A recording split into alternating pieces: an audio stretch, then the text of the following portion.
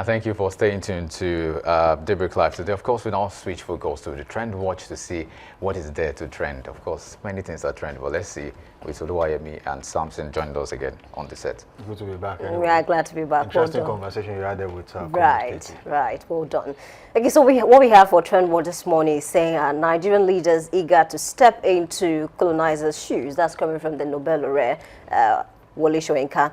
And then he said something that is, very catchy that I would love us to speak about. He said that, at the time when we became independent as a country, the leaders were so excited to step into the shoes, the colonizers. They didn't really study the patterns, how they ruled us, the indirect rule, and of course the parliamentary system of government and the presidential. So we were so eager to just take over. We wanted to, according to him now, I'm quoting him now, we wanted to prove so much that we can do it better. What you're trying to teach us, we can actually do it better. We understand the terrain more than you can ever do. So I think, according to him, that caused a lot of issues, and that is what we are still facing today.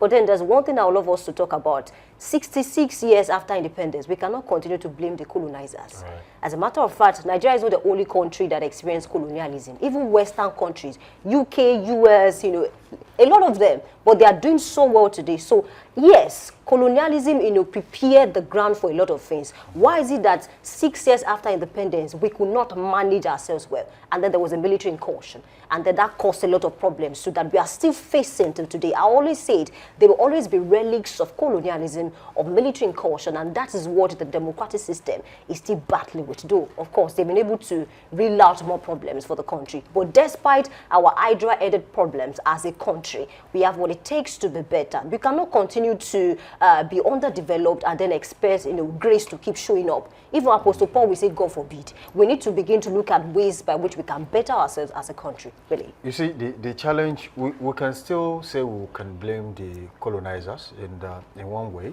And on the other hand, we might not really, blame them. But the truth of the matter is, when you look at, the arrangement, you realize the fact that we can blame them for the forced marriage. Okay, these are, different regions. Amalgamation. I mean, the amalgamation of Nigeria, which happened in 1914, bringing together northern and southern protectorates of different ideologies. I mean, we had nothing in common at that time. But then, because they just wanted to, you see, if you are too obsessed with your own creation, you just want to create something, you might not really create something good. I mean, it might end up being, a disaster. And that's exactly what I say here. They wanted to create something. They wanted a Nigeria at all costs, bringing the northern part and the southern part together and say, look, whether you like it or not, we have brought you guys together, you have to stay together. And, there was even a clause that you cannot be, you cannot separate until so number of years, and that was there. But in the real sense of it, Wole Soyinka is actually right. Professor is right for saying what he said. People at that time really wanted to impress. And then when there's a particular saying in Yoruba, I will say it and then try to put it in English. I mean, you want to, make something better, but eventually you end up, making it worse. That's exactly what we see in the case of Nigerian leaders. They were too obsessed with taking over, and eventually they forgot leadership. They forgot leadership, that they became rulers instead of leaders. And that's exactly what the Prof is saying. Eventually, where are we 66 years after? We are not even close to where we envisaged to be as a country. At least Nigeria had a benchmark. Oh, we want to be this in so number of years. Are we there? Vision 2020, how much of that did we achieve? I mean, it's becoming more and more of a disaster for a country like Nigeria. But I think that there's still a way around this. Do we have the opportunity to bring in leaders who are actually going to be leaders and not rulers? Yes. Are we going to do it? I don't think so, as a people. Not too many people will come out to vote. If you ask from now till tomorrow, whether you like it or not, stay on your vehicle, start shouting at the top of your voice and tell them how important it is for them to come and vote, they will still not come. Well, while I wouldn't like to underestimate the influence of the colonial powers that ruled over us, I think it's something to also note that colonialists don't just rule physically, they rule in the mind.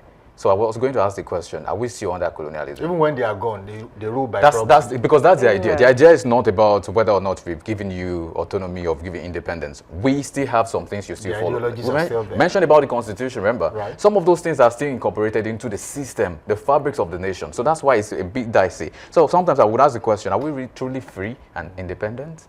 Just very quickly, one of the things they are using as a tool to rule is religion and ethnicity. And that's why I talked about bringing all of us together without even knowing what the other ideology in the North. I spoke about some things. I mean, you would ask an average Northern man and say, look, what exactly is going on with the Almajiri system? They will say it's part of the culture, right? But that is not part of what we do here. But unfortunately, we're also suffering from the ripple effect of what is going on with the Almajiri system of, in the North.